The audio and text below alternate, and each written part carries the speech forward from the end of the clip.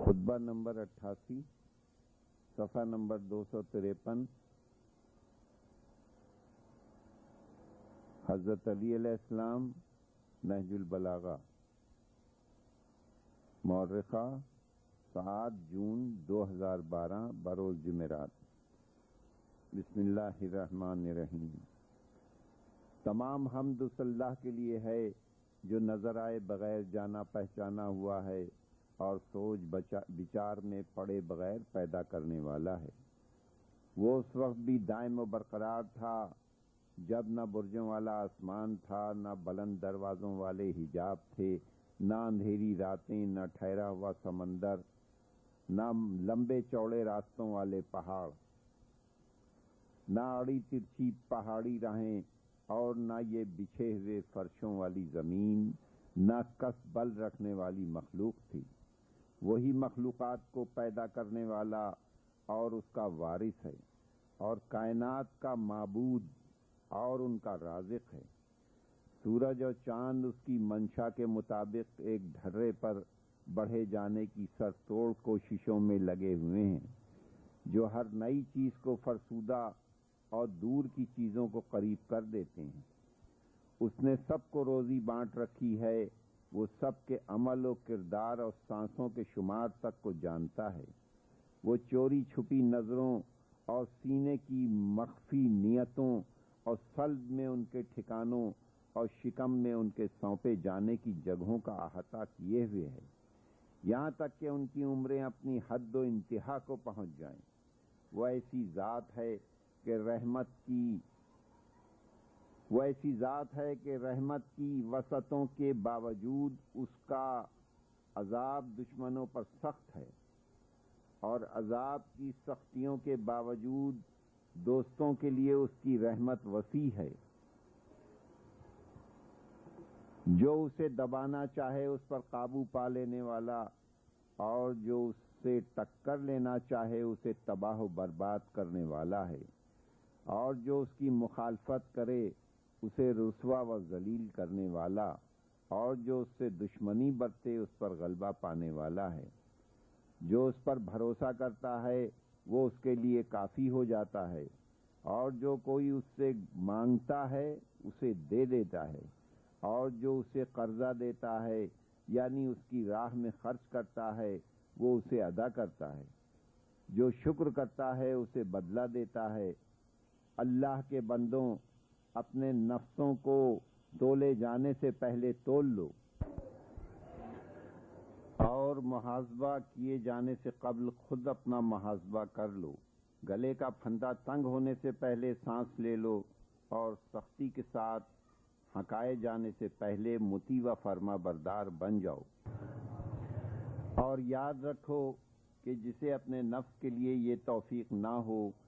کہ وہ خود اپنے کو واعظ و پند کر لے اور برائیوں پر متنبہ ہو جائے، تو پھر کسی اور کی بھی پند و نصیحت اس پر اثر نہیں کر سکتی۔ خطبہ نمبر 89 صفحہ نمبر 254 نہج البلاغہ حضرت علی علیہ السلام۔ یہ خطبہ اشباح کے نام سے مشہور ہے اور امیر المومنین حضرت علی علیہ السلام کے بلند پایہ خطبوں میں شمار ہوتا ہے۔ اسے ایک سائل کے جواب میں ارشاد فرمایا تھا، جس نے آپ سے یہ سوال کیا تھا کہ آپ خلاق عالم کے صفات کو اس طرح بیان فرمائیں کہ ایسا معلوم ہو جیسے ہم اسے اپنی آنکھوں سے دیکھ رہے ہیں۔ اس پر حضرت غضبناک ہوئے اور فرمایا، تمام حمد اس اللہ کے لیے ہے جو فیض و عطا کے روکنے سے مالدار نہیں ہو جاتا، اور جود و عطا سے کبھی عاجز و قاصر نہیں ہوتا، اس لیے کہ اس کے سوا ہر دینے والے کے یہاں داد و دہش سے کمی واقع ہوتی ہے، اور ہاتھ روک لینے پر انہیں برا سمجھا جاتا ہے۔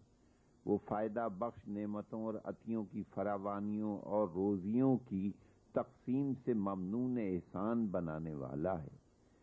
ساری مخلوق اس کا کنبہ ہے، اس نے سب کے رزق کا ذمہ لیا ہے اور سب کی روزیاں مقرر کر رکھی ہیں۔ اس نے اپنی خواہش اس نے اپنے خواہش مندوں اور اپنی نعمت کے طلبگاروں کے لیے راہ کھول دی ہے۔ وہ دست طلب کے نہ بڑھنے پر بھی اتنا ہی کریم ہے جتنا طلب و سوال کا ہاتھ بڑھنے پر۔ وہ ایسا اول ہے جس کے لیے کوئی قبل ہے ہی نہیں کہ کوئی شے اس سے پہلے ہو سکے، اور ایسا آخر ہے کہ جس کے لیے کوئی بعد ہے ہی نہیں تاکہ کوئی چیز اس کے بعد فرض کی جا سکے۔ وہ آنکھ کی پتلیوں کو دور ہی سے روک دینے والا ہے کہ وہ اسے پا سکیں یا اس کی حقیقت معلوم کر سکیں۔ اس پر زمانے کے مختلف دور نہیں گزرتے کہ اس کی حالت میں تغیر و تبدل پیدا ہو۔ وہ کسی جگہ میں نہیں ہے کہ اس کے لیے نقل و حرکت صحیح ہو سکے۔ اگر وہ چاندی اور سونے جیسی نفیس دھاتیں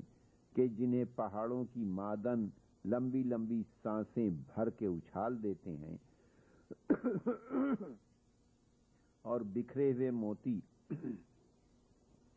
اور مرجان کی کٹی ہوئی شاخیں کہ جنہیں دریاؤں کی سیپیاں کھلکھلا کر ہنستے ہوئے اگل دیتی ہیں بخش دے، تو اس سے اس کے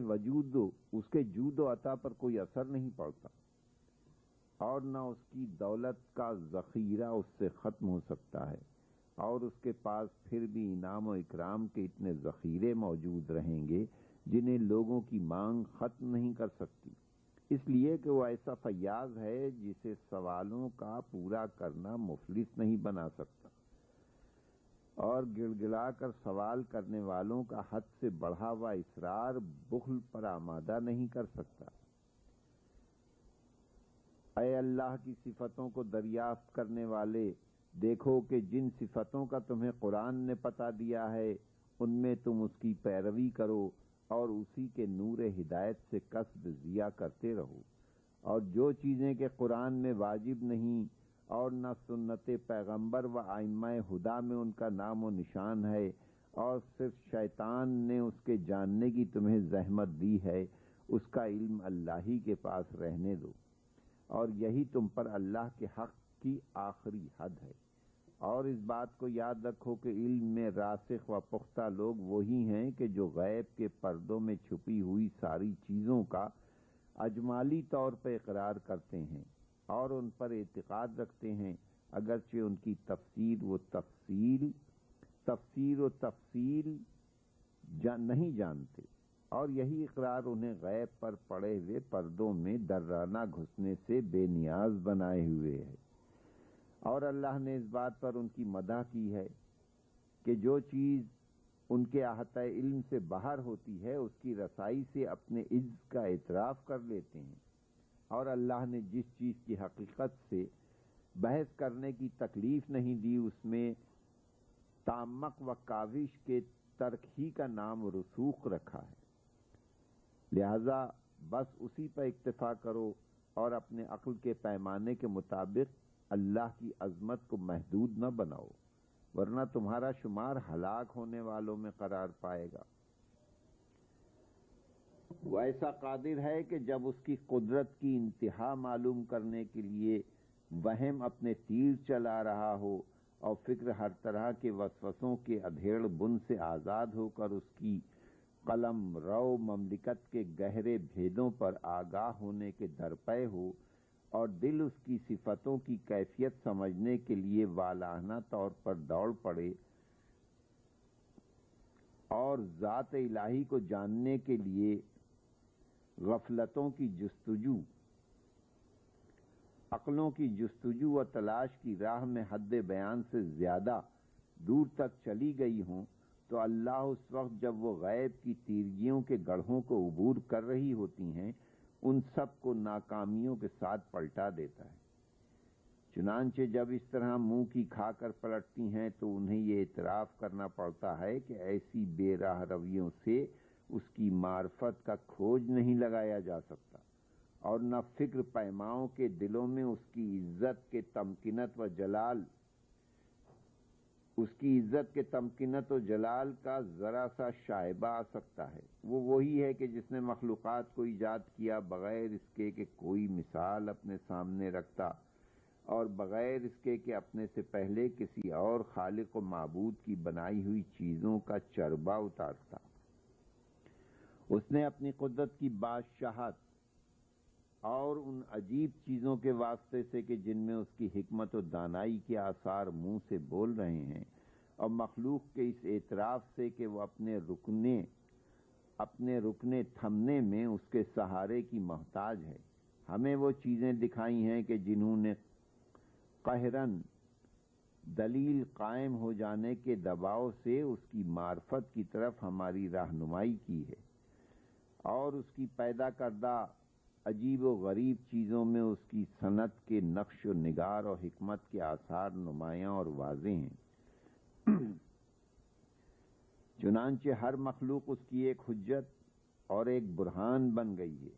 چاہے وہ خاموش مخلوق ہو، مگر اللہ کی تدبیر و کارسازی کی ایک بولتی ہوئی دلیل ہے، اور ہستی ثانے کی طرف اس کی رہنمائی ثابت و برقرار ہے۔ میں گواہی دیتا ہوں کہ جس نے تجھے تیری ہی مخلوق سے ان کے اعضاء کے الگ الگ ہونے اور تیری حکمت کی کارسازیوں سے گوشت پوشت میں ڈھکے ہوئے ان کے جوڑوں کے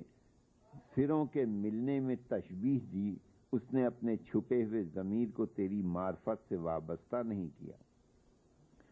اور اس کے دل کو یہ یقین چھو بھی نہیں گیا کہ تیرا کوئی شریک نہیں۔ گویا اس نے پیروکاروں کا یہ قول نہیں سنا جو اپنے مقتداؤں سے بیزاری چاہتے ہوئے یہ کہیں گے کہ خدا کی قسم ہم تو قطعاً ایک کھلی ہوئی گمراہی میں تھے کہ جب ہم سارے جہان کے پالنے والے کے برابر تمہیں ٹھہرایا کرتے تھے۔ وہ لوگ جھوٹے ہیں جو تجھے دوسروں کے برابر سمجھ کر اپنے بتوں سے تشبیہ دیتے ہیں، اور اپنے وہم میں تجھ پر مخلوقات کی صفتیں جوڑ دیتے ہیں، اور اپنے خیال میں اس طرح تیرے حصے بکھرے کرتے ہیں جس طرح جسم چیزوں کے جوڑ بند الگ الگ کیے جاتے ہیں، جس طرح مجسم چیزوں کے جوڑ بند الگ الگ کیے جاتے ہیں،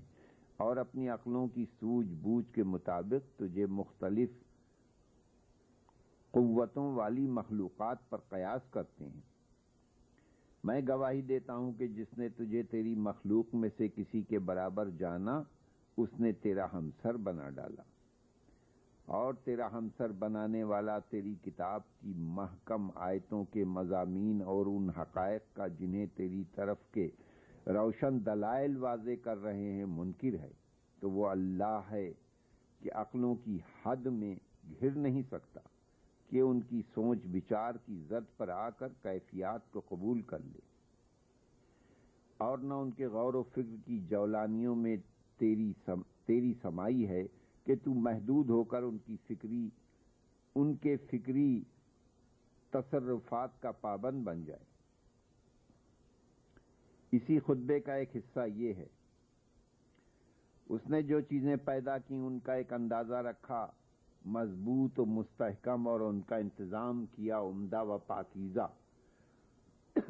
اور انہیں ان کی سمت پر اس طرح لگایا نہ وہ اپنی آخری منزل کی حدوں سے آگے بڑھیں اور نہ منزل منتہا تک پہنچنے میں کوتاہی کریں۔ جب انہیں اللہ کے ارادے پر چل پڑنے کا حکم دیا گیا تو انہوں نے سرتابی نہیں کی، اور وہ ایسا کر ہی کیوں کر سکتی تھیں جبکہ تمام امور اسی کی مشیت و ارادے سے صادر ہوئے ہیں۔ وہ گوناگوں چیزوں کا موجد ہے، بغیر کسی سوچ و بچار کی طرف رجوع کیے، اور بغیر طبیعت کی کسی جولانی کے کہ جسے دل میں چھپائے ہو، اور بغیر کسی تجربے کے کہ جو زمانے کے حوادثات سے حاصل کیا گیا ہو، اور بغیر کسی شریک کے جو ان عجیب و غریب چیزوں کی ایجاد میں اس کا معین و مددگار رہا ہو۔ چنانچہ مخلوق بنا کر مکمل ہو گئی، اور اس نے اللہ کی اطاعت کے سامنے سر کو جھکا دیا، اور فوراً اس کی پکار پر لبیک کہتے ہوئے بڑھی۔ نہ کسی دیر کرنے والے کی سی سست رفتاری دامن گیر ہوئی، اور نہ کسی ہیل حیل و حجت کرنے والے کی سی سستی اور ڈھیل حائل ہوئی۔ اس نے ان چیزوں کے ٹیڑھا پن کو سیدھا کر دیا اور ان کی حدیں متعین کر دیں، اور اپنی قدرت سے ان متضاد چیزوں میں ہم رنگی و ہم آہنگی پیدا کر دی، اور نفسوں کے رشتے بدنوں سے جوڑ دیے، اور انہیں مختلف جنسوں پر بانٹ دیا، جو اپنی حدوں، اندازوں، طبیعتوں اور صورتوں میں جدا جدا ہیں۔ یہ نوع ایجاد و مخلوق ہے کہ جس کی ساخت اس نے مضبوط کی ہے اور اپنے ارادے کے مطابق اسے بنایا اور ایجاد کیا۔ اسی خطبے کا ایک جز یہ ہے آسمان کے وصف میں۔ اس نے بغیر کسی چیز سے وابستہ کیے اس کے شگافوں کے نشیب و فراز کو مرتب کر دیا اور اس کے دراڑوں کی کشادیوں کو ملا دیا اور انہیں آپس میں ایک دوسرے کے ساتھ جکڑ دیا، اور اس کے احکام کو لے کر اترنے والوں اور خلق کے اعمال کو لے کر چڑھنے والوں کے لیے اس کی بلندیوں کی دشوار گزاری کو آسان کر دیا۔ ابھی وہ آسمان دھوئیں ہی کی شکل میں تھے کہ اللہ نے انہیں پکارا تو فوراً ان کے تسموں کے رشتے آپس میں متصل ہو گئے۔ اس نے ان کے بند دروازوں کو بستہ ہونے کے بعد کھول دیا اور ان کے سوراخوں پر ٹوٹتے ہوئے تاروں کے نگہبان کھڑے کر دیے، اور انہیں اپنے زور سے روک دیا کہ کہیں وہ ہوا کے پھیلاؤ میں ادھر ادھر نہ ہو جائیں، اور انہیں مامور کیا کہ وہ اس کے حکم کے سامنے سر جھکائے ہوئے اپنے مرکز پر ٹھہرے رہیں۔ اس نے فلک کے سورج کو دن کی روشن نشانی اور چاند کو رات کی دھندلی نشانی قرار دیا ہے، اور انہیں ان کی منزلوں پر چلایا ہے، اور ان کی گزرگاہوں میں ان کی رفتار مقرر کر دی ہے تاکہ ان کے ذریعے سے شب و روز کی تمیز ہو سکے، اور انہی کے اعتبار سے برسوں کی گنتی اور دوسرے حساب جانے جا سکیں۔ پھر یہ کہ اس نے آسمانی فضا میں اس فلک کو آویزاں کیا اور اس میں اس کی آرائش کے لیے مننے مننے موتیوں ایسے ستارے اور چراغوں کی طرح چمکتے ہوئے ستارے آویزاں کیے، اور چوری چھپے کان لگانے والوں پر ٹوٹتے ہوئے تاروں کے تیر چلائے، اور ستاروں کو اپنے جبر و قہر سے ان کے ڈھرے پر لگا دیا کہ کوئی ثابت رہے، اور کوئی سیار کبھی اتار ہو اور کبھی ابھار، اور کسی میں نحوست ہو کسی میں سعادت۔ اسی خطبے کا ایک جز یہ ہے فرشتوں کے وصف میں۔ پھر اللہ سبحانہ نے اپنے آسمانوں میں ٹھہرانے اور اپنی مملکت کے بلند طبقات کو آباد کرنے کے لیے فرشتوں کی عجیب و غریب مخلوق پیدا کی۔ ان سے آسمان کے وسیع راستوں کا گوشہ گوشہ بھر دیا اور اس کی فضا کی وسعتوں کا کونا کونا چھلکا دیا، اور ان وسیع اطراف کی پنہائیوں میں تسبیح کرنے والے فرشتوں کی آوازیں قدس و پاکیزگی کی چار دیواریوں اور عظمت کے گہرے جھابوں اور بزرگی و جلال کے سرا پردوں میں گونجتی ہیں، اور اس گونج کے پیچھے جس سے کان بہرے ہو جاتے ہیں تجلیات نور کی اتنی فراوانیاں ہیں کہ جو نگاہوں کو اپنے تک پہنچنے سے روک دیتی ہیں۔ چنانچہ وہ ناکام و نامراد ہو کر اپنی جگہ پر ٹھہری رہتی ہیں۔ اللہ نے ان فرشتوں کو جدا جدا صورتوں اور الگ الگ پیمانوں پر پیدا کیا ہے۔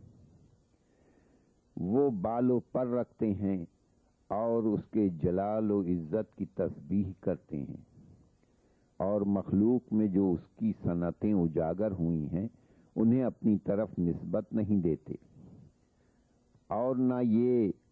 عادہ کرتے ہیں کہ وہ کسی ایسی شے کو پیدا کر سکتے ہیں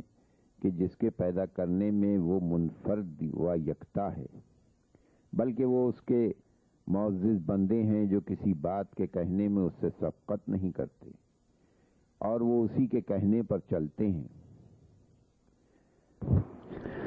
اللہ نے انہیں وہاں اپنی وحی کا ماندار اور اپنے اماور و نواہی کے ودیتوں کا حامل بنا کر رسول کی طرف بھیجا ہے اور شک و شبہات کے خدشوں سے انہیں محفوظ رکھا ہے، تو ان میں سے کوئی بھی اس کی رضا جوئی کی راہ سے کترانے والا نہیں،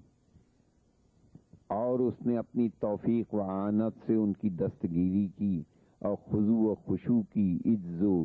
شکستگی سے ان کے دلوں کو ڈھانپ دیا ہے، اور تسبیح و تقدس کی اور تسبیح و تقدیس کی سہولتوں کے دروازے ان کے لیے کھول دیے ہیں، اور اپنی توحید کے نشانوں پر ان کے لیے روشن مینار نصب کیے ہیں۔ نہ گناہوں کی گراں باریوں نے انہیں دبا رکھا ہے، نہ شب و روز کی گردشوں نے ان پر سواری کے لیے پالان ڈالے، اور نہ شکوک و شبہات نے ان کے ایمان کے استحکام پر تیر چلائے ہیں، اور نہ ان کے یقین کی پختگیوں پر اوہام ظنون نے دھاوا بولا ہے، اور نہ ان کے درمیان کبھی کینہ و حسد کی چنگاریاں بھڑکتی ہیں، اور نہ حیرانی و سراسمگی ان کے دلوں میں سرایت کی ہوئی معرفت اور ان کے سینوں کی تہوں میں جمی ہوئی عظمت خداوندی و ہیبت جلال الہی کو چھین سکے گی۔ نہ کبھی وسوسوں نے ان پر دندان آز تیز کیا ہے کہ ان کے فکروں کو زنگ و تقدر سے آلودہ کر دیں۔ ان میں سے کچھ وہ ہیں جو اللہ کے پیدا کردہ بوجھل بادلوں اور اونچے پہاڑوں کی بلندیوں اور گھٹا ٹوپ اندھیروں کی سیاہیوں کی صورت میں ہیں،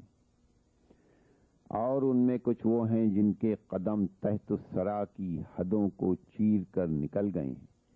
تو وہ سفید جھنڈوں کی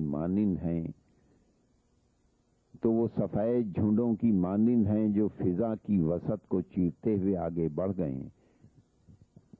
اور ان پھیراریوں کی آخری سرے تک ایک ہلکی ہوا چل رہی ہے جو انہیں روکے ہوئے ہے۔ ان فرشتوں کو عبادت کی مشغولیتوں نے ہر چیز سے بے فکر بنا دیا،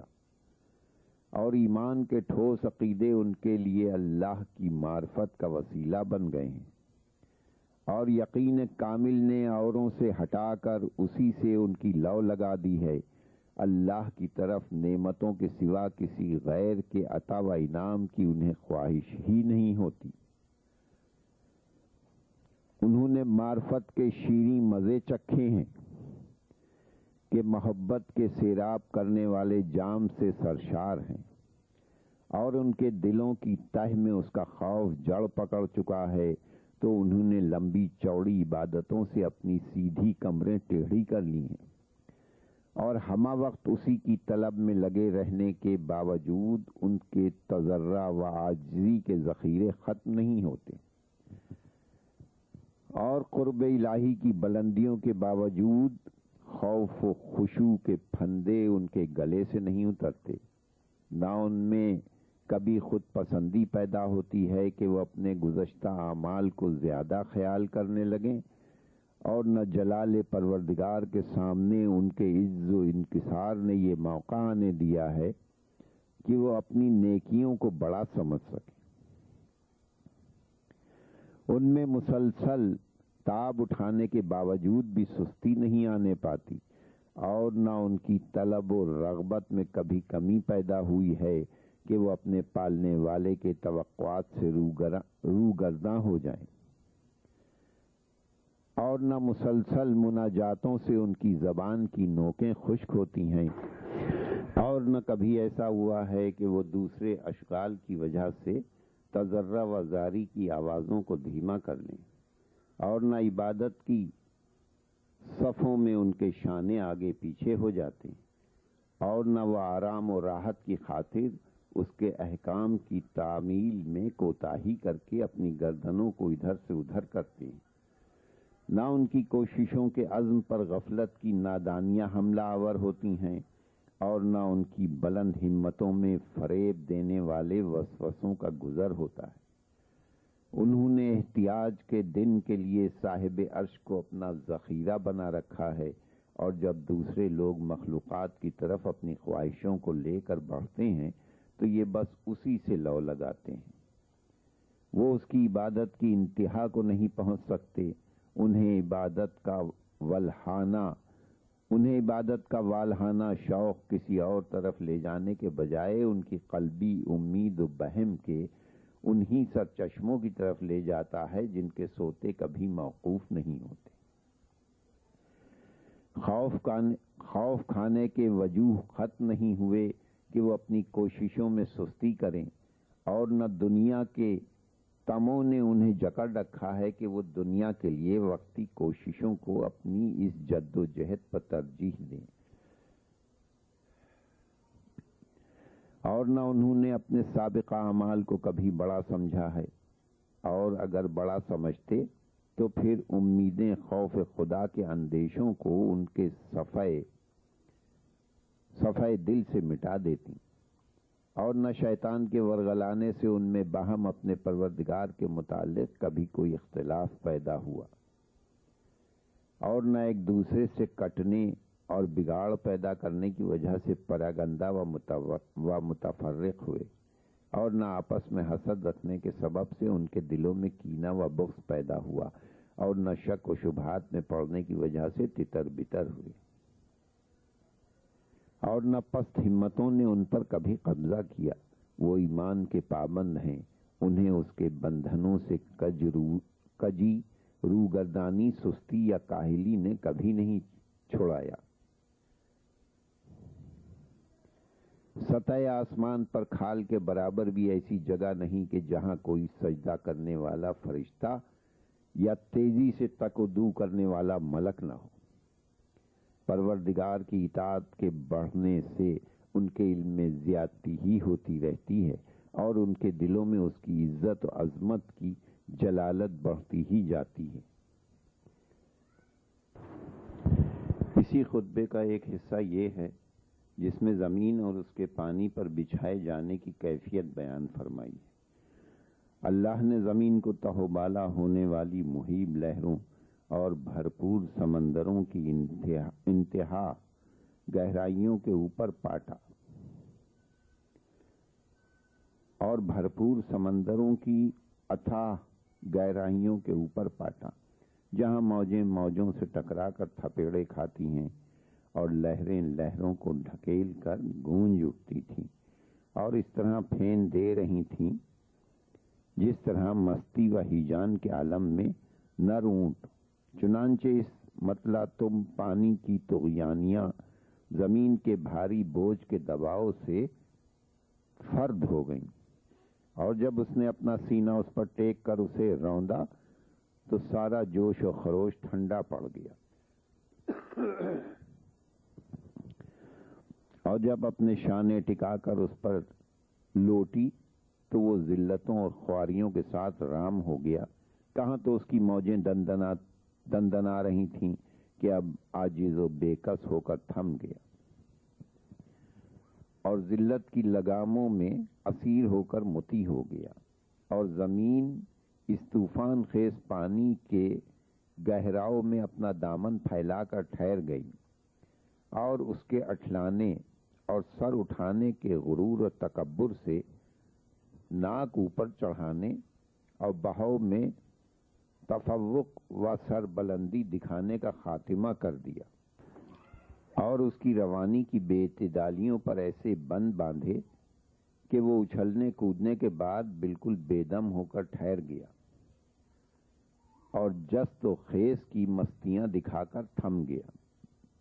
جب اس کے کناروں کے نیچے پانی کی طغیانی کا زور و شور سکون پذیر ہوا، اور اس کے کاندھوں پر اونچے اونچے اور چوڑے چکلے پہاڑوں کا بوجھ لد گیا، تو اللہ نے اس کی ناک کے باسوں سے پانی کے چشمے جاری کر دیے، اور جنہیں دور دراز جنگلوں اور کھدے ہوئے گڑھوں میں پھیلا دیا، اور پتھروں کی مضبوط چٹانوں اور بلند چوٹیوں والے پتھریلے پہاڑوں سے اس کی حرکت میں اعتدال پیدا کیا۔ چنانچہ اس کی سطح کے مختلف حصوں میں پہاڑوں کے ڈوب جانے اور اس کی گہرائیوں کی تہ میں گھس جانے اور اس کے ہموار حصوں کی بلندیوں اور پست سطحوں پر سوار ہو جانے کی وجہ سے اس کی تھرتھراہٹ جاتی رہی، اور اللہ نے زمین سے لے کر فضائے بسیط تک پھیلاؤ اور وسعت رکھی اور اس میں رہنے والوں کو سانس لینے کو ہوا مہیا کی، اور اس میں بسنے والوں کو ان کی تمام ضروریات کے ساتھ ٹھہرایا۔ پھر اس نے چٹیل زمینوں کو کہ جن کی بلندیوں تک نہ چشموں کا پانی پہنچ سکتا ہے اور نہ نہروں کے نالے وہاں تک پہنچنے کا کوئی ذریعہ رکھتے ہیں، یوں ہی نہیں رہنے دیا، بلکہ ان کے لیے ہوا پر اٹھنے والی گھٹائیں پیدا کی جو مردہ زمین میں زندگی کی لہریں دوڑا دیتی ہیں اور اس سے گھاس پات اگاتی ہیں۔ اس نے ابر کی بکھری ہوئی چمکیلی ٹکڑیوں اور پراگندہ بدلیوں کو ایک جا کر کے ابر محیط بنایا، اور جب اس کے اندر پانی کے ذخیرے حرکت میں آ گئے اور اس کے کناروں میں بجلیاں تڑپنے لگیں اور برق کی چمک سفید ابروں کی تہوں اور گھنے بادلوں کے اندر مسلسل جاری رہی، تو اللہ نے انہیں موسلا دھار برسنے کے لیے بھیج دیا، اس طرح کہ اس کے پانی سے بھرے ہوئے بوجھل ٹکڑے زمین پر منڈلا رہے تھے، اور جنوبی ہوائیں انہیں مسل مسل کر برسنے والے مے کی بوندیں اور ایک دم ٹوٹ پڑنے والی بارش کے جھالے برسا رہی تھیں۔ جب بادلوں نے اپنا سینہ ہاتھ پیروں سمیت زمین پر ٹیک دیا اور پانی کا سارا لدا لدایا بوجھ اس پر پھینک دیا، تو اللہ نے افتادہ زمینوں سے سرسبز کھیتیاں اگائیں اور خشک پہاڑوں پر ہرا بھرا سبزہ پھیلا دیا۔ زمین بھی اپنے مرغزاروں کے بناؤ سنگار سے خوش ہو کر جھومنے لگی، اور ان شگوفوں کی اوڑھنیوں سے جو اسے اڑا دی گئی تھیں اور ان شگفتہ و شاداب کلیوں کے زیور سے جو اسے پہنا دیے گئے تھے اترانے لگی۔ اللہ نے ان چیزوں کو لوگوں کی زندگی کا وسیلہ اور چوپاؤں کا رزق قرار دیا ہے، اور اسی نے زمین کی سمتوں میں کشادہ راستے نکالے ہیں اور اس کی شاہراہوں پر چلنے والوں کے لیے روشنی کے مینار نصب کیے ہیں۔ جب اللہ نے فرش زمین بچھا لیا اور اپنا کام پورا کر لیا، تو آدم علیہ السلام کو دوسری مخلوق کے مقابلے میں برگزیدہ ہونے کی وجہ سے منتخب کر لیا اور انہیں نوع انسانی کی فرد اول قرار دیا، اور انہیں اپنی جنت میں ٹھہرایا جہاں دل کھول کر ان کے کھانے پینے کا انتظام کیا، اور جس سے منع کرنا تھا اس سے پہلے ہی خبردار کر دیا تھا، اور یہ بتا دیا تھا کہ اس کی طرف قدم بڑھانے میں عدول حکمی کی آلائش ہے اور اپنے مرتبے کو خطرے میں ڈالنا ہے، لیکن جس چیز سے انہیں روکا تھا انہوں نے اسی کا رخ کیا جیسا کہ پہلے ہی سے اس کے علم میں تھا۔ چنانچہ توبہ کے بعد انہیں جنت سے نیچے اتار دیا تاکہ اپنی زمین کو ان کی اولاد سے آباد کرے اور ان کے ذریعے بندوں پر حجت پیش کرے۔ اللہ نے آدم کو اٹھا لینے کے بعد بھی اپنی مخلوق کو ایسی چیزوں سے خالی نہیں رکھا جو اس کی ربوبیت کی دلیلوں کو مضبوط کرتی رہیں اور بندوں کے لیے اس کی معرفت کا ذریعہ بنی رہیں، اور یکے بعد دیگرے ہر دور میں وہ اپنے برگزیدہ نبیوں اور رسالت کے امانت داروں کی زبانوں سے حجت کے پہنچانے کی تجدید کرتا رہا، یہاں تک کہ ہمارے نبی محمد صلی اللہ علیہ وآلہ وسلم کے ذریعے وہ حجت پوری طرح تمام ہو گئی، اور حجت پورا کرنا اور ڈرا دیا جانا اپنے نقطۂ اختتام کو پہنچ گیا۔ اس نے روزیاں مقرر کر رکھی ہیں، کسی کے لیے زیادہ اور کسی کے لیے کم، اور اس کی تقسیم میں کہیں تنگی رکھی ہے اور کہیں فراخی، اور یہ بالکل عدل کے مطابق تھا، اس طرح کہ اس نے جس صورت سے چاہا امتحان لیا ہے، رزق کی آسانی یا دشواری کے ساتھ، اور مالدار اور فقیر کے شکر اور صبر کو جانچا ہے۔ پھر اس نے رزق کی فراخیوں کے ساتھ فقر و فاقے کے خطرے اور اس کی سلامتیوں میں نت نئی آفتوں کے دغدغے اور فراخی و وسعت کی شادمانیوں کے ساتھ غم و غصے کے گلوگیر پھندے بھی لگا رکھے ہیں۔ اس نے زندگی کی مختلف مدتیں مقرر کی ہیں، کسی کو زیادہ اور کسی کو کم،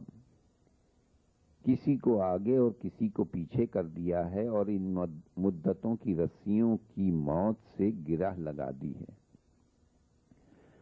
اور وہ موت ان کو کھینچے لیے جاتی ہے اور ان کے مضبوط رشتوں کو ٹکڑے ٹکڑے کیے دیتی ہے۔ وہ بھید چھپانے والوں کی نیتوں، خسر پسر کرنے والوں کی سرگوشیوں، مظنون اور بے بنیاد خیالوں، دل میں جمے ہوئے یقینی ارادوں، پلکوں کے نیچے کنکھیوں کے اشاروں، دل کی تہوں اور غیب کی گہرائیوں میں چھپی ہوئی چیزوں کو جانتا ہے، اور ان آوازوں کو سننے والا ہے جن کو کان لگا کر سننے والے کانوں کے سوراخوں کو جھکانا پڑتا ہے، اور چیونٹیوں کے موسم گرما کے مسکنوں اور حشرات الارض کے موسم سرما بسر کرنے کے مقاموں سے آگاہ ہے، اور پسر مردہ عورتوں کے درد بھرے نالوں کی گونج اور قدموں کی چاپ کا سننے والا ہے، اور سبز پتیوں کے غلافوں کے اندرونی خولوں میں پھلوں کے نشو نما پانے کی جگہوں اور پہاڑوں کی کھوؤں اور ان کے نشیبوں، وحشی جانوروں کی پناہ گاہوں اور درختوں کے تنوں اور ان کے چھلکوں میں مچھروں کے سر چھپانے کے سوراخوں اور شاخوں میں پتیوں کے پھوٹنے کی جگہوں اور سلب کی گزرگاہوں اور نطفوں کے ٹھکانوں اور زمین سے اٹھنے والے ابر کے لکوں اور آپس میں جڑے ہوئے بادلوں، تہ بتہ جمے ہوئے ابروں سے ٹپکنے والے بارش کے قطروں سے باخبر ہے، اور ریگ بیاباں کے ذرے جنہیں باد بگولوں نے اپنے دامنوں سے اڑایا ہے، اور وہ نشانات جنہیں بارشوں کے سیلابوں نے مٹا ڈالا ہے، اس کے علم میں ہے، اور ریت کے ٹیلوں پر زمین کے کیڑوں کے چلنے پھرنے اور سرسبز بلند پہاڑوں کی چوٹیوں پر بادل و چوٹیوں پر بالوں پر رکھنے والے طائروں کے نشے منوں اور گھونسلوں کی اندھیاریوں میں چہچہانے والے پرندوں کے نغموں کو جانتا ہے، اور جن چیزوں کو سیپیوں نے سمیٹ رکھا ہے اور جن چیزوں کو دریا کی موجیں اپنے پہلو کے نیچے دبائے ہوئے ہیں، اور جن کو رات کی تاریک چادروں نے ڈھانپ رکھا ہے اور جن پر دن کے سورج نے اپنی کرنوں سے نور بکھیرا ہے، اور جن پر کبھی ظلمت کی تہیں جم جاتی ہیں اور کبھی نور کے دھارے بہہ نکلتے ہیں، پہچانتا ہے۔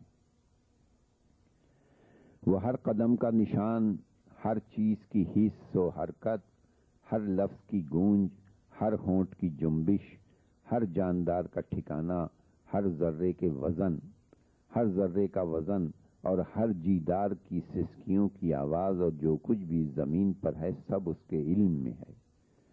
وہ درختوں کا پھل ہو یا ٹوٹ کر گرنے والا پتا، یا نطفے کا منجمد خون کا ٹھکانہ اور لوتھڑا، یا اس کے بعد بننے والی مخلوق اور پیدا ہونے والا بچہ، ان چیزوں کے جاننے میں اسے کلفت و تعب اٹھانا نہیں پڑتی، اور نہ اسے اپنی مخلوق کی حفاظت میں کوئی رکاوٹ درپیش ہوئی، اور نہ اسے اپنے احکام کے چلانے اور مخلوقات کا انتظام کرنے سے سستی اور تھکن لاحق ہوئی، بلکہ اس کا علم تو ان چیزوں کے اندر تک اترا ہوا ہے، اور ایک ایک چیز اس کے شمار میں ہے، اس کا عدل ہماگیر اور اس کا فضل سب کے شامل حال ہے، اور اس کے ساتھ وہ اس کے شایان شان حق کی ادائیگی سے قاصر ہیں۔ اے خدا، تو ہی توصیف و ثنا اور انتہائی درجے تک سراہے جانے کا مستحق ہے۔ اگر تجھ سے آس لگائی جائے تو دلوں کی بہترین ڈھارس ہے، اور اگر تجھ سے امیدیں باندھی جائیں تو بہترین سرچشمہ امید ہے۔ تو نے مجھے ایسی قوت بیان بخشی ہے کہ جس سے تیرے علاوہ کسی کی مدح اور ستائش نہیں کرتا ہوں، اور میں اپنی مدح کا رخ کبھی ان لوگوں کی طرف نہیں موڑنا چاہتا جو نا امیدیوں کا مرکز اور بدگمانیوں کے مقامات ہیں۔ میں نے اپنی زبان کو انسانوں کی مدح اور پروردہ مخلوق کی تعریف و ثنا سے ہٹا لیا ہے۔ بار الہا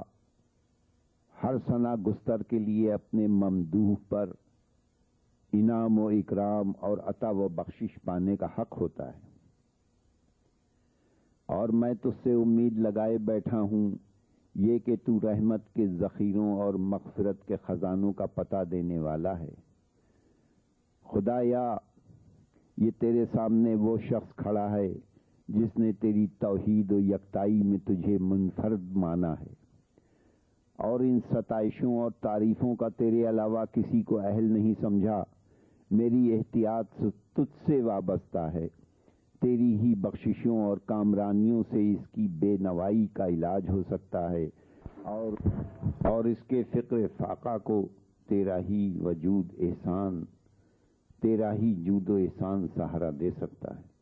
ہمیں تو اسی جگہ پر اپنی خوشنودیاں بخش دے اور دوسروں کی طرف دست طلب بڑھانے سے بے نیاز کر دے۔ بے شک تو ہر چیز پر قدرت رکھنے والا ہے۔ آمین رب العالمین یا ارحم الراحمین۔ الحمدللہ رب العالمین۔ خطبہ نمبر الحمدللہ رب العالمین۔ خطبہ نمبر 174۔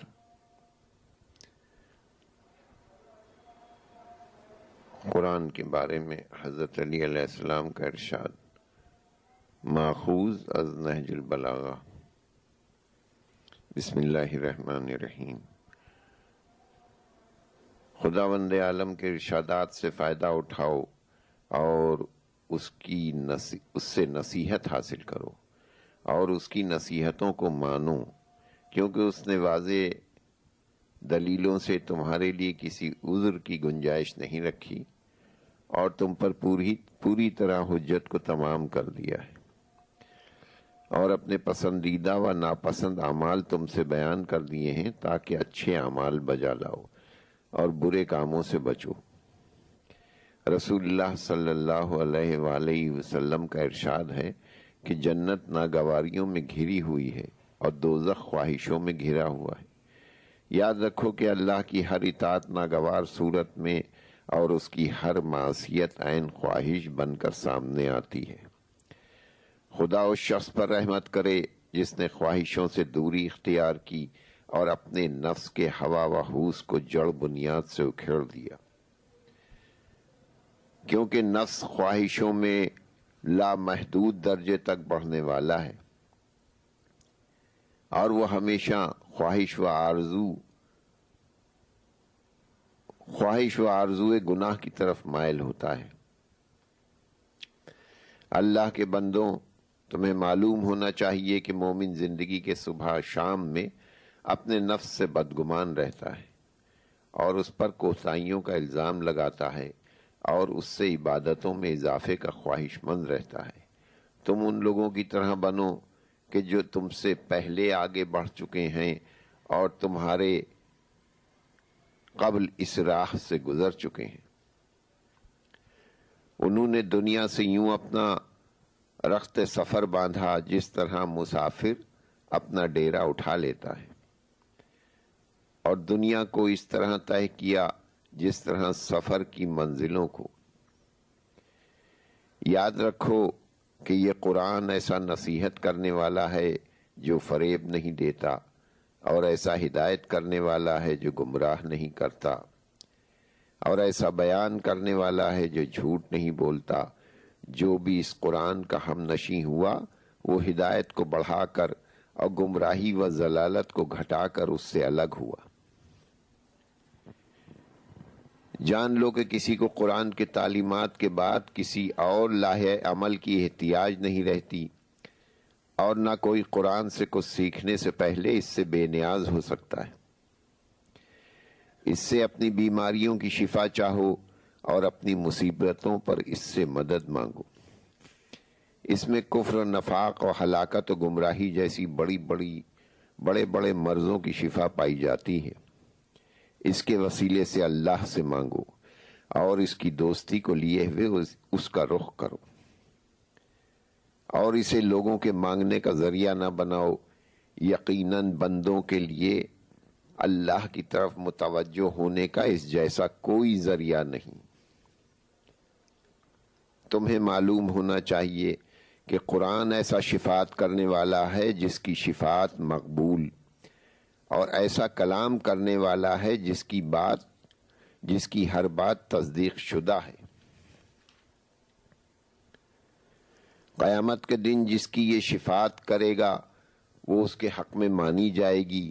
اور اس روز جس کے عیوب بتائے گا اس کے بارے میں بھی اس کے قول کی تصدیق کی جائے گی۔ قیامت کے دن ایک ندا دینے والا پکار کر کہے گا کہ دیکھو، قرآن کی کھیتی بونے والوں کے علاوہ ہر بونے والا اپنی کھیتی اور اپنے اعمال کے نتیجے میں مبتلا ہے، لہذا تم قرآن کی کھیتی بونے والے اور اس کے پیروکار بنو، اور اپنے پروردگار تک پہنچنے کے لیے اسے دلیل راہ بناؤ، اور اپنے نفسوں کے لیے اس سے پند و نصیحت چاہو، اور اس کے مقابلے میں اپنی خواہشوں کو غلط و فریب خوردہ سمجھو۔ عمل کرو اور عاقبت و انجام کو دیکھو، استوار و برقرار رہو، پھر یہ کہ صبر کرو، تقوی و پرہیزگاری اختیار کرو۔ تمہارے لیے ایک منزل منتہا ہے، اپنے کو وہاں تک پہنچاؤ، اور تمہارے لیے ایک نشان ہے، اس سے ہدایت حاصل کرو۔ اسلام کی ایک حد ہے، تم اس حد و انتہا تک پہنچو۔ اللہ نے جن حقوق کی ادائیگی کو تم پر فرض کیا ہے اور جن فرائض کو تم سے بیان فرمایا ہے، انہیں ادا کر کے اس سے عہدہ برا ہو جاؤ۔ میں تمہارے اعمال کا گواہ اور قیامت کے دن تمہاری طرف سے حجت پیش کرنے والا ہوں۔ دیکھو، جو کچھ ہونا تھا وہ ہو چکا، اور جو فیصلہ خداوندی تھا وہ سامنے آ گیا۔ میں الہی وعدہ و برہان کی روح سے کلام کرتا ہوں۔ اللہ تعالیٰ کا ارشاد ہے کہ بے شک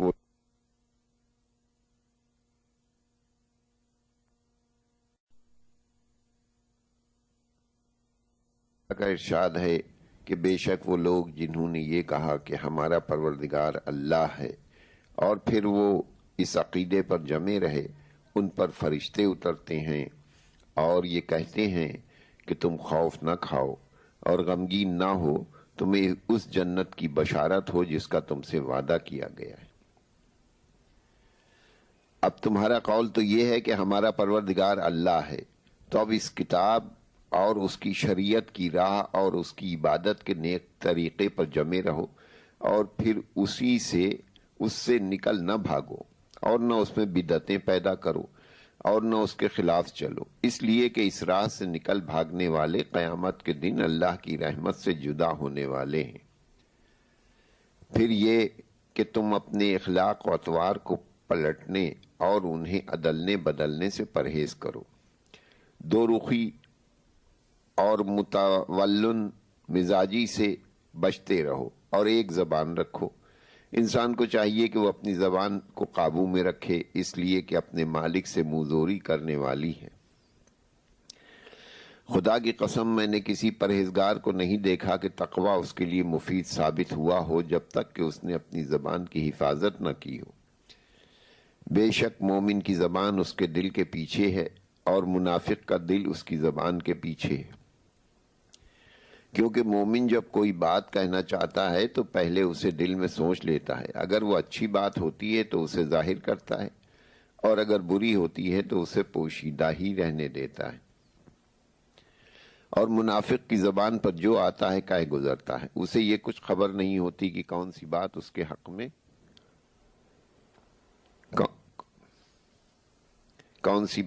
حق میں بہتر ہے اور کون سی بات مضر ہے۔ رسول اللہ صلی اللہ علیہ وآلہ وسلم نے فرمایا ہے کہ کسی بندے کا ایمان اس وقت تک مستحکم نہیں ہوتا جب تک اس کا دل مستحکم نہ ہو۔ اور دل اس وقت تک مستحکم نہیں ہوتا جب تک زبان مستحکم نہ ہو۔ لہذا تم میں سے جس سے یہ بن پڑے کہ وہ اللہ کے حضور میں اس طرح پہنچے کہ اس کا ہاتھ مسلمانوں کے خون اور ان کے مال سے پاک و صاف اور اس کی زبان ان کی آبرو ریزی سے محفوظ رہے، تو اسے ایسا ہی کرنا چاہیے۔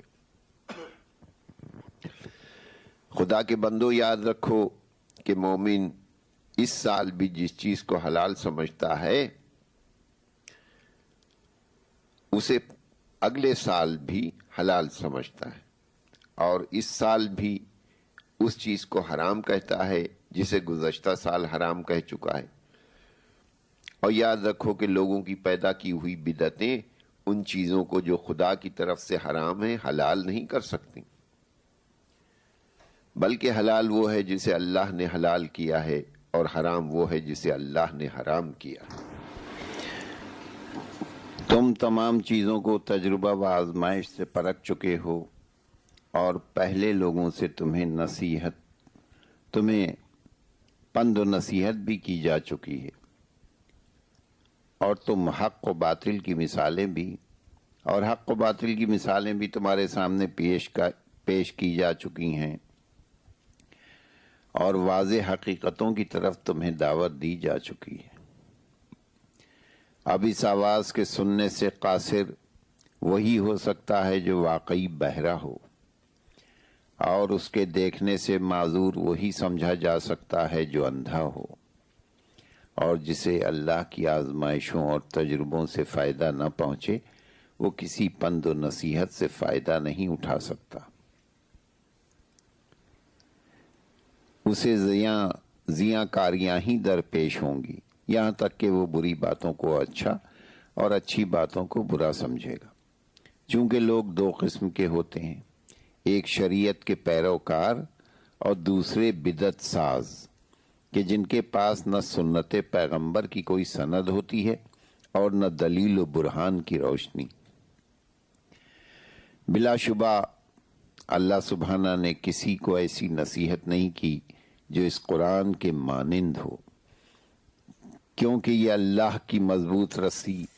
اور امانت دار وسیلہ ہے، اسی میں دل کی بہار اور علم کے سرچشمے ہیں، اور اسی سے آئینہ قلب پر جلا ہوتی ہے، باوجود کہ یاد رکھنے والے گزر گئے اور بھول جانے والے یا بھلاوے میں ڈالنے والے باقی رہ گئے۔ اب تمہارا کام یہ ہے کہ بھلائی کو دیکھو تو اسے تقویت پہنچاؤ، اور برائی کو دیکھو تو اس سے دامن بچا کر چل دو، اس لیے کہ رسول اللہ صلی اللہ علیہ وآلہ وسلم فرمایا کرتے تھے کہ اے فرزند آدم، اچھے کام کر اور برائیوں کو چھوڑ دے، اگر تو نے ایسا کیا تو تو نیک چلند اور راست روح ہے۔ دیکھو، ظلم تین طرح کا ہوتا ہے۔ ایک ظلم وہ جو بخشا نہیں جائے گا، اور دوسرا ظلم وہ جس کا مواخذہ چھوڑا نہیں جائے گا، تیسرا وہ جو بخش دیا جائے گا اور اس کی باز پرس نہیں ہوگی۔ لیکن وہ ظلم جو بخشا نہیں جائے گا وہ اللہ کے ساتھ کسی کو شریک ٹھہرانا ہے، جیسا کہ اللہ سبحانہ کا ارشاد ہے کہ خدا اس گناہ کو نہیں بخشتا کہ اس کے ساتھ شرک کیا جائے۔ وہ ظلم جو بخش دیا جائے گا وہ ہے جو بندہ چھوٹے چھوٹے گناہوں کا مرتکب ہو کر اپنے نفس پر کرتا ہے، اور وہ ظلم کہ جسے نظر انداز نہیں کیا جا سکتا وہ بندوں کا ایک دوسرے پر ظلم و زیادتی کرنا ہے، جس کا آخرت میں سخت بدلہ لیا جائے گا۔ وہ کوئی چھریوں سے کچوکے دینا اور کوڑوں سے مارنا نہیں ہے، بلکہ ایک ایسا سخت عذاب ہے جس کے مقابلے میں یہ چیزیں بہت ہی کم ہیں۔ دین خدا میں رنگ بدلنے سے بچو، کیونکہ تمہارا حق پر ایکا کر لینا جسے تم ناپسند کرتے ہو باطل رستوں پر جا کر بڑھ جانے سے جو تمہارا محبوب مشغلہ ہے بہتر ہے۔ بے شک اللہ سبحانہ نے اگلوں اور پچھلوں میں سے کسی کو متفرق اور پراگندہ ہو جانے سے کوئی بھلائی نہیں دی۔ اے لوگوں، لائق مبارکباد وہ شخص ہے جسے اپنے عیوب دوسروں کے عیب گیری سے باز رکھیں، اور قابل مبارکباد وہ شخص ہے جو اپنے گھر کے گوشے میں بیٹھ جائے اور جو کھانا میسر آ جائے کھا لے اور اپنے اللہ کی عبادت میں لگا رہے، اور اپنے گناہوں پر آنسو بہائے کہ اس طرح وہ بس اپنی ذات کی فکر میں رہے اور دوسرے لوگ اس سے آرام میں رہیں۔ سبحان اللہ والحمد للہ ولا الہ الا اللہ واللہ اکبر۔ صحیفہ کاملہ صفحہ 149۔ اعتراف گناہ اور طلب توبہ کے سلسلے میں چوتھے امام زین العابدین علیہ السلام کی دعا۔ بسم اللہ الرحمن الرحیم۔ اے اللہ، مجھے 3 باتیں تیری بارگاہ میں سوال کرنے سے روکتی ہیں، اور ایک بات اس پر آمادہ کرتی ہے۔ جو باتیں روکتی ہیں ان میں سے ایک یہ ہے کہ جس امر کا تو نے حکم دیا میں نے اس کی تعمیل میں سستی کی۔ دوسرے یہ کہ جس چیز سے تو نے منع فرمایا اس کی طرف تیزی سے بڑھا۔ تیسرے جو نعمتیں تو نے مجھے عطا فرمائیں ان کا شکریہ ادا کرنے میں کوتاہی کی۔ اور جو بات مجھے سوال کرنے کی جرات دلاتی ہے وہ تیرا تفضل و احسان ہے، جو تیری طرف رجوع ہونے والوں اور حسن ظن کے ساتھ آنے والوں کے ہمیشہ شریک حال رہا ہے۔ کیونکہ تیرے تمام احسانات صرف تیرے تفضل کی بنا پر ہیں، اور تیری ہر نعمت بغیر کسی سابقہ استحقاق کے ہے۔ اچھا پھر اے میرے معبود، میں تیرے دروازے عز و جلال پر ایک عبد مطیع و ذلیل کی طرح کھڑا ہوں، اور شرمندگی کے ساتھ ایک فقیر و محتاج کی حیثیت سے سوال کرتا ہوں، اس امر کا اقرار کرتے ہوئے کہ تیرے احسانات کے وقت ترک معصیت کے علاوہ اور کوئی اطاعت از قبیل حمد و شکر نہ کر سکا، اور میں کسی حالت میں تیرے انعام و احسان سے خالی نہیں رہا، تو کیا ہے میرے معبود یہ بدعمالیوں کا اقرار تیری بارگاہ میں میرے لیے سود مند ہو سکتا ہے؟ اور وہ برائیاں جو مجھ سے سرزد ہوئی ہیں ان کا اعتراف تیرے عذاب سے نجات کا باعث قرار پا سکتا ہے؟ یا یہ کہ تو نے اس مقام پر مجھ پر غضب کرنے کا فیصلہ کر لیا ہے اور دعا کے وقت اپنی ناراضگی کو میرے لیے برقرار رکھا ہے؟ تو پاک و منزہ ہے، میں تیری رحمت سے مایوس نہیں ہوں، اس لیے کہ تو نے اپنی بارگاہ کی طرف میرے لیے توبہ کا دروازہ کھول دیا ہے، بلکہ میں اس بندہ ذلیل کی سی بات کہہ رہا ہوں جس نے اپنے نفس پر ظلم کیا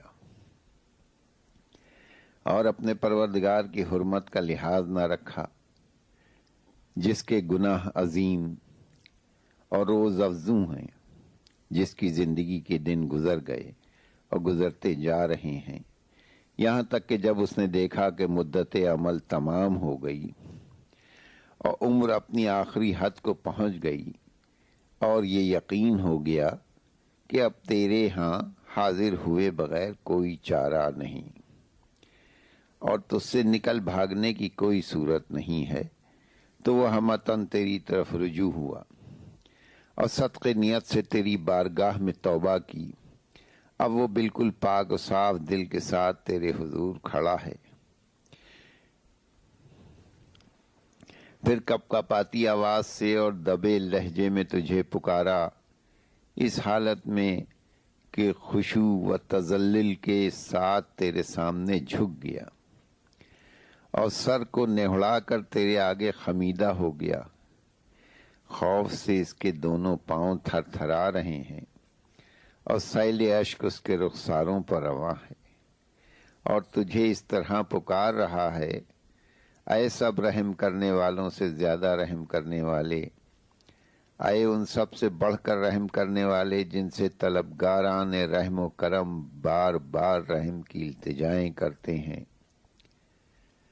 اے ان سب سے زیادہ مہربانی کرنے والے جن کے گرد معافی چاہنے والے گھیرا ڈالے رہتے ہیں، اے وہ جس کا عفو و درگزر اس کے انتقام سے فزوں تر ہے، اے وہ جس کی خوشنودی اس کی ناراضگی سے زیادہ ہے، اے وہ جو بہترین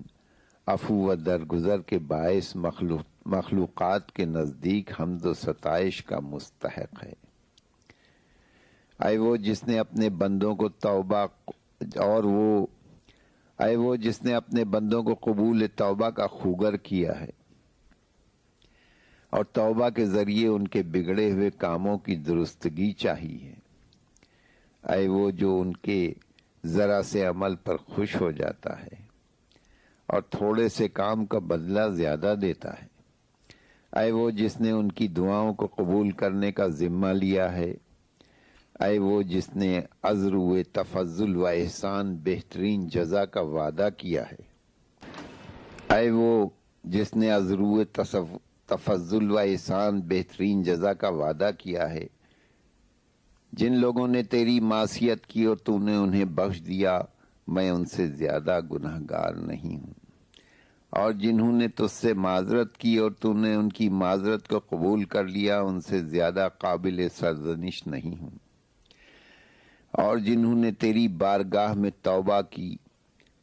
اور تو نے توبہ کو قبول فرما کر ان پر احسان کیا، ان سے زیادہ ظالم نہیں ہوں،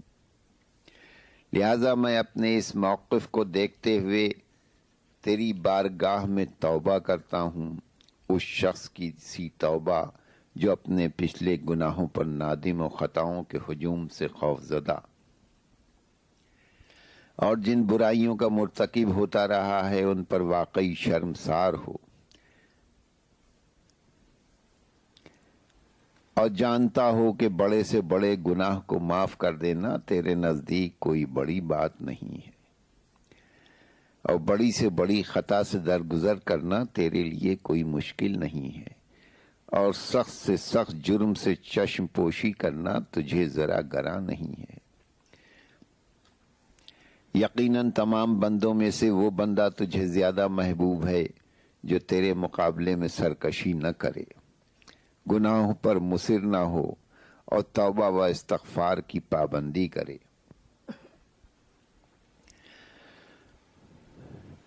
اور میں تیرے حضور غرور و سرکشی سے دستبردار ہوتا ہوں اور گناہوں پر اصرار سے تیرے دامن میں پناہ مانگتا ہوں، اور جہاں جہاں کوتاہی کی ہے اس کے لیے عفو و بخشش کا طلبگار ہوں، اور جن کاموں کے انجام دینے سے عاجز ہوں ان میں تجھ سے مدد کا خواستگار ہوں، اے اللہ تو رحمت فرما محمد اور ان کی آل پر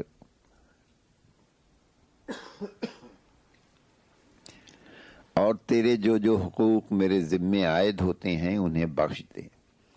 اور جس پاداش کا میں سزاوار ہوں اس سے معافی دے، اور مجھے اس عذاب سے پناہ دے جس سے گناہگار ہراساں ہیں، اس لیے کہ تو معاف کر دینے پر قادر ہے اور تجھی سے مغفرت کی امید کی جا سکتی ہے، اور تو اس صفت عفو و درگزر میں معروف ہے، اور تیرے سوا حاجت کے پیش کرنے کی کوئی جگہ نہیں ہے، اور نہ تیرے علاوہ کوئی میرے گناہوں کا بخشنے والا ہے، حاشا وکلا کوئی اور بخشنے والا نہیں ہے، اور مجھے اپنے بارے میں ڈر ہے تو بس تیرا، اس لیے کہ تو ہی اس کا سزاوار ہے کہ تجھ سے ڈرا جائے، اور تو ہی اس کا اہل ہے کہ بخشش و آمرزش سے کام لے، تو محمد آل محمد اور ان کی تو محمد اور ان کی آل پر رحمت نازل فرما اور میری حاجت برلا اور میری مراد پوری کر. میرے گناہ بخش دے اور میرے دل کو خوف سے مطمئن کر دے، اس لیے کہ تو ہر چیز پر قدرت رکھتا ہے اور یہ کام تیرے لیے سہل و آسان ہے. میری دعا قبول فرما اے تمام جہانوں کے پروردگار. آمین رب العالمین یا ارحم الراحمین. صحیفہ کاملہ. اللہ تعالیٰ سے طلب و فریاد کے سلسلے میں امام زین العابدین علیہ السلام کی دعا، صفحہ نمبر 244.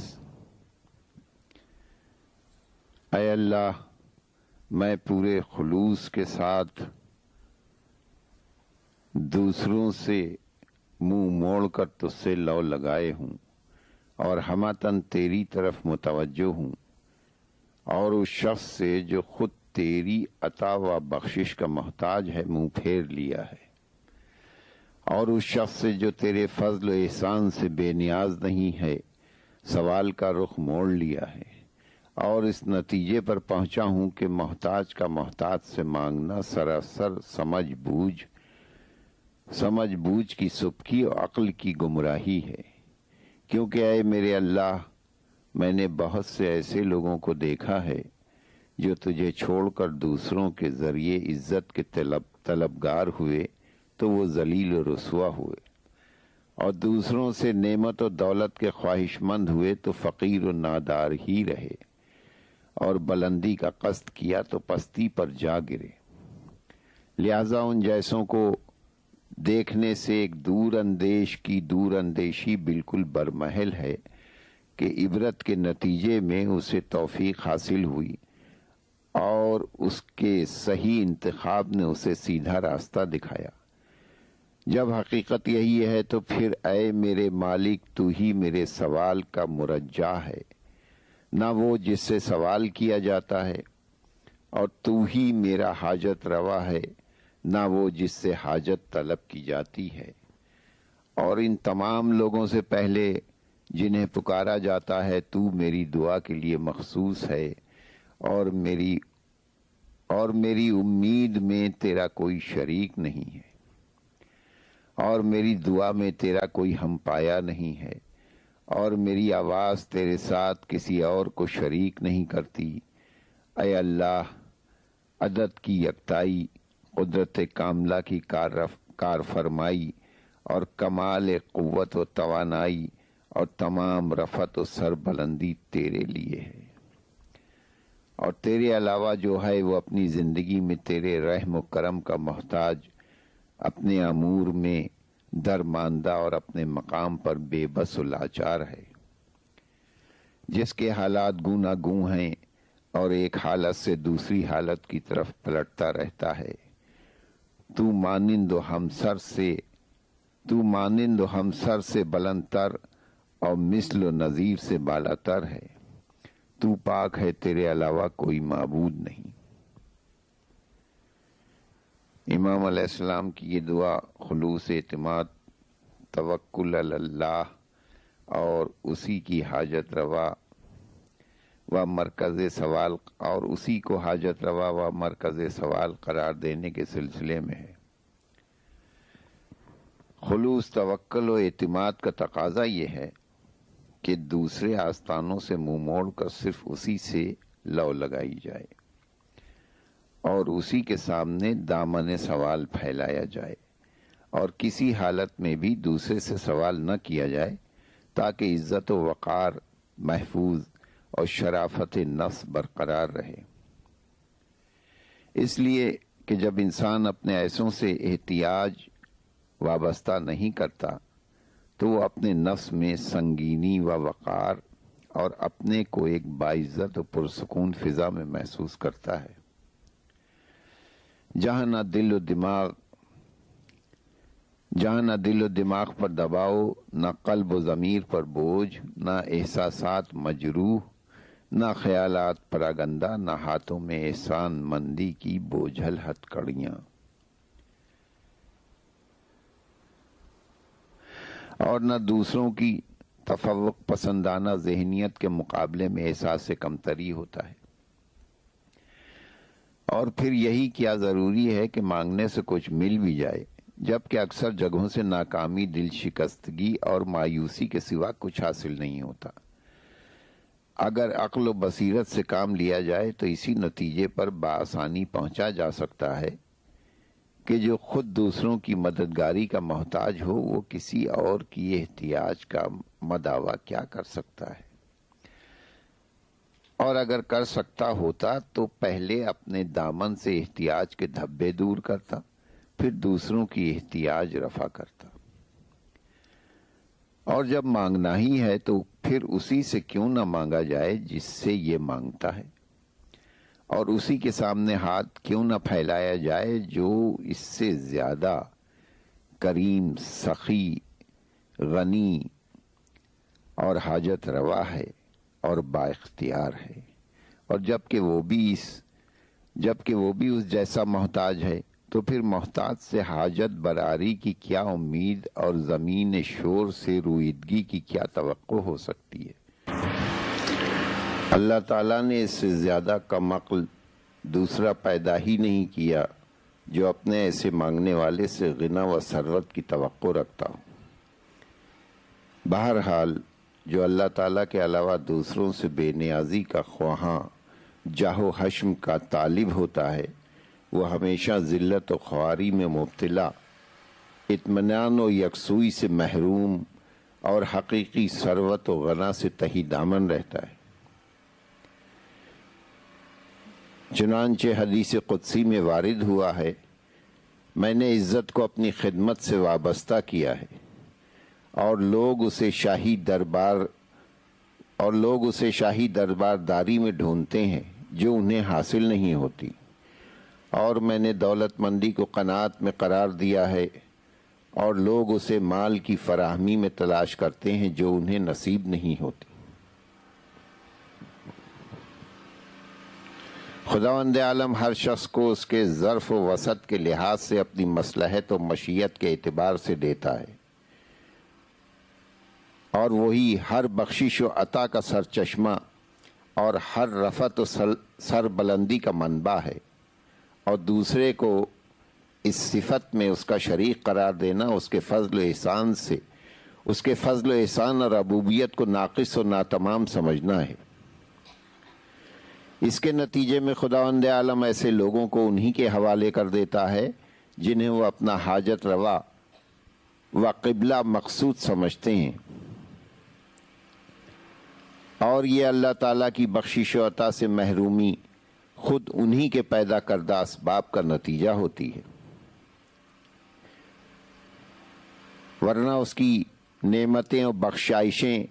کسی فرد یا گروہ کے لیے مخصوص نہیں ہیں، بلکہ ہر ایک کو حصہ رسدی اس کے خوان نعمت سے ملتا ہے۔ اب اگر کوئی خود ہی فیوز الہی کے آگے روک بن کر کھڑا ہو جائے تو اسے محرومی و ناکامی سے دوچار ہونا ہی پڑے گا۔ اس ہرما نصیبی کے اسباب میں سے سب سے بڑا سبب یہی ہے کہ انسان دوسروں کو مرکز امید قرار دے کر اللہ سے امید و طلب کا سلسلہ قطع کر لے۔ چنانچہ حدیث قدسی میں وارد ہوا ہے کہ مجھے اپنے جلال و عزت و عرش پر بلندی و رفعت کی قسم، جو میرے علاوہ دوسروں سے امید رکھے گا میں اس کی امید کو یاس سے بدل دوں گا، اور لوگوں میں اسے ذلت و رسوائی کا جامہ پہناؤں گا۔ سبحان اللہ والحمد للہ ولا الہ الا اللہ واللہ اکبر۔ صحیفہ کاملہ۔ امام جب رزق کی تنگی ہوتی تو یہ دعا پڑھتے،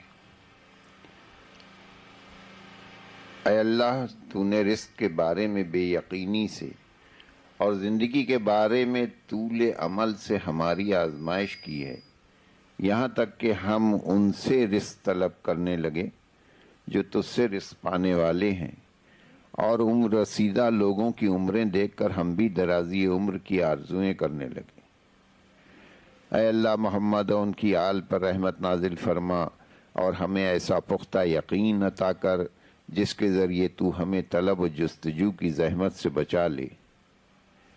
اور خالص اطمینانی کیفیت ہمارے دلوں میں پیدا کر دے جو ہمیں رنج و سختی سے چھڑا لے، اور وہی کے ذریعے جو واضح اور صاف وعدہ تو نے فرمایا ہے اور اپنی کتاب میں اس کے ساتھ ساتھ قسم بھی کھائی ہے، اسے اس روزی کے اہتمام سے جس کا تو ضامن ہے سبکدوشی کا سبب قرار دے، اور جس روزی کا ذمہ تو نے لیا ہے اس کی مشغولیتوں سے علیحدگی کا وسیلہ بنا دے۔ چنانچہ تو نے فرمایا ہے اور تیرا قول حق اور بہت سچا ہے، اور تو نے قسم کھائی ہے اور تیری قسم سچی اور پوری ہونے والی ہے کہ ہماری روزی، کہ تمہاری روزی اور وہ کہ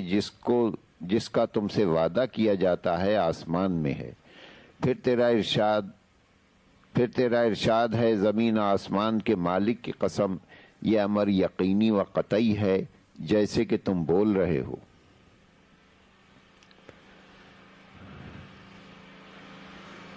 الحمدللہ،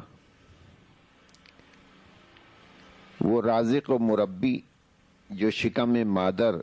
اور زمانہ طفولیت میں جبکہ نہ ہاتھ پاؤں میں سکت ہوتی ہے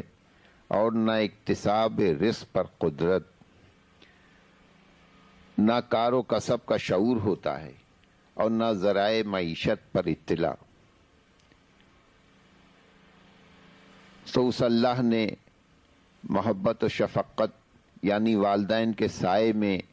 بقائے زندگی کے تمام سر و سامان مہیا کیے، تو کیا وہ زندگی کے دوسرے ادوار میں کیوں کر غفلت کرے گا جبکہ وہی سب کا خالق اور روزی رساں ہے۔ چنانچہ ارشاد الہی ہے، اے لوگوں، اللہ تعالیٰ نے جو نعمتیں تمہیں بخشی ہیں انہیں یاد کرو۔ کیا اللہ کے علاوہ کوئی اور بھی خالق ہے جس نے تمہارے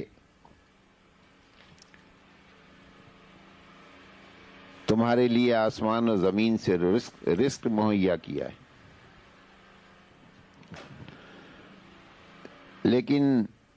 اللہ کی حکمت و مصلحت کبھی اس کی مقتضی ہوتی ہے کہ وہ اپنے خاص بندوں کو تنگی و معیشت میں مبتلا کرے۔ چنانچہ پیغمبر اکرم صلی اللہ علیہ وآلہ وسلم کے متعلق وارد ہوا ہے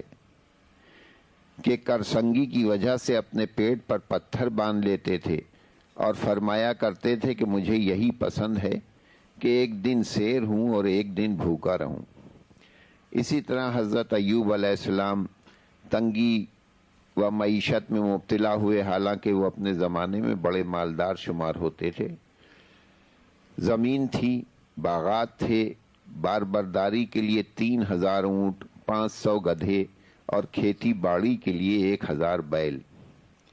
اس کے علاوہ 7000 بھیڑیں اور خدمت و نگہداشت کے لیے 400 نوکر تھے کہ اچانک حالات بدل جاتے ہیں، دولت جاتی رہتی ہے، مویشی لوٹ لیے جاتے ہیں، اولاد بھی ایک ایک کر کے ختم ہو جاتی ہے، بیماری کی وجہ سے نقل و حرکت سے مجبور ہو جاتے ہیں، اور زبان سے یہ فریاد نکلتی ہے کہ اے پالنے والے، میں دکھیا ہوں اور تو سب رحیموں سے زیادہ رحیم ہے۔ یوں ہی حضرت داؤد علیہ السلام، حضرت موسیٰ علیہ السلام، حضرت عیسیٰ علیہ السلام اور دوسرے انبیاء علی نبینا و علیہم الصلاۃ والسلام پر معاشی لحاظ سے آزمائشی دور آئے، مگر اس تنگی و اسرت میں اگر مانگا تو صرف اللہ سے اور دوسرے کے آگے ہاتھ نہ پھیلایا۔ اس ابتلا و تنگی معیشت سے مقصد یہ ہوتا ہے کہ اللہ تعالیٰ ان کے صبر و شکیب پر انہیں زیادہ سے زیادہ اجر و ثواب دے، اور وہ اللہ تعالیٰ سے لو لگا کر اس سے تضرع و زاری کرتے رہیں۔ چنانچہ امیر المومنین علیہ السلام کا ارشاد ہے، خدا اپنے بندے کو دوست رکھنے کے باوجود مبتلا کرتا ہے تاکہ اس کی تضرع و زاری کی آوازیں سنیں۔ عام انسانوں کی نگاہیں ایسے موقع پر اسباب و وسائل پر ہوتی ہیں، لیکن خاصان خدا اپنے علم و یقین کی روشنی میں یہ سمجھتے ہیں کہ اگرچہ اس نے رزق کو اسباب سے وابستہ کیا ہے، لیکن وہ جب چاہے ان اسباب کو بے نتیجہ بھی بنا سکتا ہے، اس لیے محض اسباب پر بھروسہ نہیں کیا جا سکتا ہے۔ چنانچہ ایک شخص تجارت کو وسیلہ قرار دیتا ہے مگر نفع کے بجائے نقصان ہوتا ہے، اور یہی وسیلہ اصل سرمایہ کو بھی لے ڈوبتا ہے، اور دوسرا زراعت کے ذریعے روزی حاصل کرنا چاہتا ہے تو کھڑی کھیتی کو برق و ژالہ باری تباہ کر دیتی ہے، اور کبھی کھلیان کو آگ لگ جاتی ہے اور کیے کرائے پر پانی پھر جاتا ہے۔ اگر یہ اسباب و وسائل ہی کافی ہوتے تو گھر میں تالا لگانے اور گارڈ کھڑے کرنے کے بعد چوری نہ ہوتی، اور دشمن کے مقابلے میں ہتھیار مہیا کرنے کے بعد اس پر کامیابی یقینی ہوتی۔ حالانکہ اکثر ایسا ہوتا رہتا ہے کہ تالا ٹوٹ جاتا ہے اور گھر کا اثاثہ لٹ جاتا ہے، اور ہتھیار کے ہوتے ہوئے دشمن سے شکست ہو جاتی ہے، اس لیے کہ ایک قوت ان کو بے نتیجہ بنانے والی ہے۔ تو جن اسباب و وسائل کی باغ ڈور دوسرے کے ہاتھ میں ہو ان پر اعتماد کیوں کر کیا جا سکتا ہے؟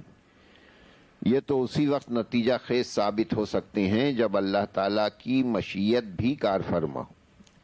لہذا اصل کارسازی اسی کی ہوگی جو ان اسباب کے نتیجہ خیز بنانے کی قدرت رکھتا ہے۔ اس سے یہ نہ سمجھنا چاہیے کہ جب وہی کارساز و رزق رساں ہے تو پھر حرکت و عمل و اسباب مہیا کرنے کی ضرورت ہی کیا ہے، کیونکہ یہ دنیا عالم اسباب ہے اور اسباب سے کلیتاً الگ نہیں رہا جا سکتا۔ اور یہ یقین رکھنا کہ اسباب بھی اسی کے پیدا کردہ ہیں اور اسی نے قوائے عمل دی ہیں، عین توکل ہے۔ اگر انسان ہاتھ پر ہاتھ دھر کر بیٹھ جائے تو یہ قوائے عمل ایسی نعمت کی ناشکری ہے جو ہماگیر ہونے کی صورت میں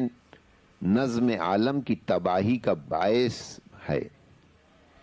اس دعا کا مقصد یہ نہیں ہے کہ اسباب سے قطعی نظر کر لی جائے، بلکہ مقصد یہ ہے کہ ان اسباب پر اعتماد کے بجائے خالق اسباب پر اعتماد رکھا جائے، اور ان قوائے عمل کو صرف حصول رزق کے لیے وقف نہ کر دیا جائے، بلکہ ان سے اللہ تعالیٰ کی عبادت و اطاعت کا بھی کام لیا جائے کہ یہی زندگی کا مقصود و اصل ہے۔ الحمدللہ۔ نہج البلاغہ صفحہ 676۔ لوگوں سے تواضع کے ساتھ ملنا، ان سے نرمی کا برتاؤ کرنا، کشادہ روی سے پیش آنا اور سب کو ایک نظر سے دیکھنا، تاکہ بڑے لوگ تم سے اپنی ناحق طرفداری کی امید نہ رکھیں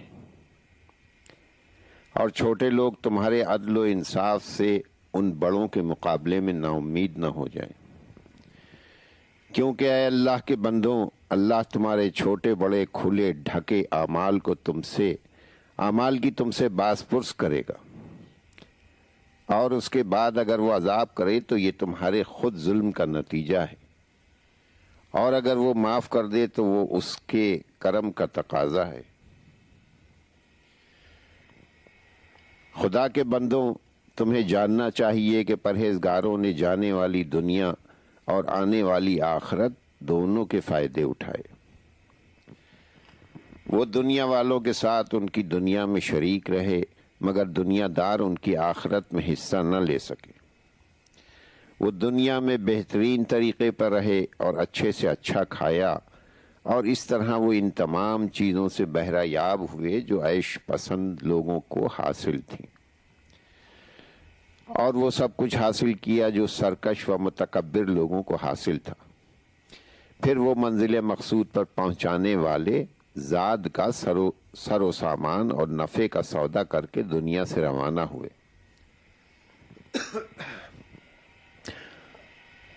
انہوں نے دنیا میں رہتے ہوئے ترک دنیا کی لذت چکھی اور یہ یقین رکھا کہ وہ کل اللہ کے پڑوس میں ہوں گے، جہاں نہ ان کی کوئی آواز ٹھکرائی جائے گی، نہ ان کے خط و نصیب میں کمی ہوگی۔ تو اللہ کے بندوں، موت اور اس کی آمد سے ڈرو اور اس کے لیے سر و سامان فراہم کرو۔ وہ آئے گی اور ایک بڑے حادثے اور عظیم سانحے کے ساتھ آئے گی، جس میں یا تو بھلائی ہوگی کہ برائی کا اس میں کبھی گزر نہ ہوگا، یا ایسی برائی ہوگی جس میں کبھی بھلائی کا شائبہ نہ آئے گا۔ کون ہے جو جنت کے کام کرنے والے سے زیادہ جنت کے قریب ہو، اور کون ہے جو دوزخ کے کام کرنے والے سے زیادہ دوزخ کے نزدیک ہو؟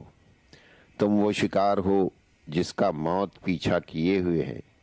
اگر تم ٹھہرے رہو گے جب بھی تمہیں گرفت میں لے لے گی، اور اگر اس سے بھاگو گے جب بھی وہ تمہیں پا لے گی۔ وہ تمہارے سائے سے بھی زیادہ تمہارے ساتھ ساتھ ہے۔ موت تمہاری پیشانی کے بالوں سے جکڑ کر باندھ دی گئی ہے،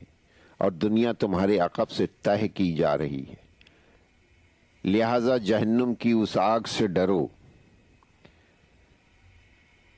جس کا گہراؤ دور تک چلا گیا ہے، جس کی تپش بے پناہ ہے، اور جس کا عذاب ہمیشہ نیا و تازہ رہتا ہے۔ وہ ایسا گھر ہے جس میں رحم و کرم کا سوال ہی نہیں، نہ اس میں کوئی فریاد سنی جاتی ہے، اور نہ کرب و اذیت سے چھٹکارا ملتا ہے۔ اگر یہ کر سکو تو تم اللہ کا زیادہ سے زیادہ خوف بھی رکھو اور اس سے اچھی امید بھی وابستہ رکھو۔ تو ان دونوں باتوں کو اپنے اندر جمع کر لو، کیونکہ بندے کو اپنے پروردگار سے اتنی ہی امید ہوتی ہے جتنا کہ اس کا ڈر ہوتا ہے، اور جو سب سے زیادہ اللہ سے امید رکھتا ہے وہی سب سے زیادہ اس سے خائف ہوتا ہے۔ حضرت علی علیہ السلام تم سے فرما رہے ہیں کہ اب تم سے میرا یہ مطالبہ ہے کہ تم اپنے نفس کی خلاف ورزی کرنا اور اپنے دین کے لیے سینہ سپر رہنا،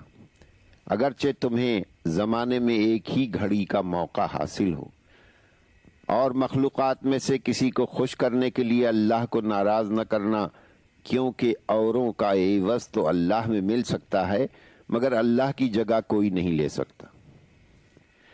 نماز کو اس کے مقررہ وقت پر ادا کرنا، اور فرصت ہونے کی وجہ سے قبل از وقت نہ پڑھ لینا، اور نہ مشغولیت کی وجہ سے اسے پیچھے ڈال دینا۔ یاد رکھو کہ تمہارا ہر عمل نماز کے تابع ہے۔ ہدایت کا امام اور ہلاکت کا پیشوا پیغمبر کا دوست اور پیغمبر کا دشمن برابر نہیں ہو سکتے۔ مجھ سے رسول اللہ صلی اللہ علیہ وآلہ وسلم نے فرمایا تھا کہ مجھے اپنی امت کے بارے میں نہ مومن سے کھٹکا ہے اور نہ مشرک سے، کیونکہ مومن کی اللہ اس کے ایمان کی وجہ سے گمراہ ہونے سے حفاظت کرے گا،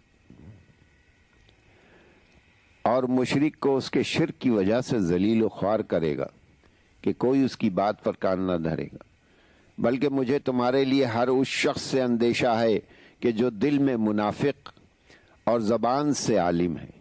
کہتا وہ ہے جسے تم اچھا سمجھتے ہو اور کرتا وہ ہے جسے تم برا جانتے ہو۔ سبحان ربک رب العزت عما یصفون، سلام علی المرسلین والحمد للہ رب العالمین۔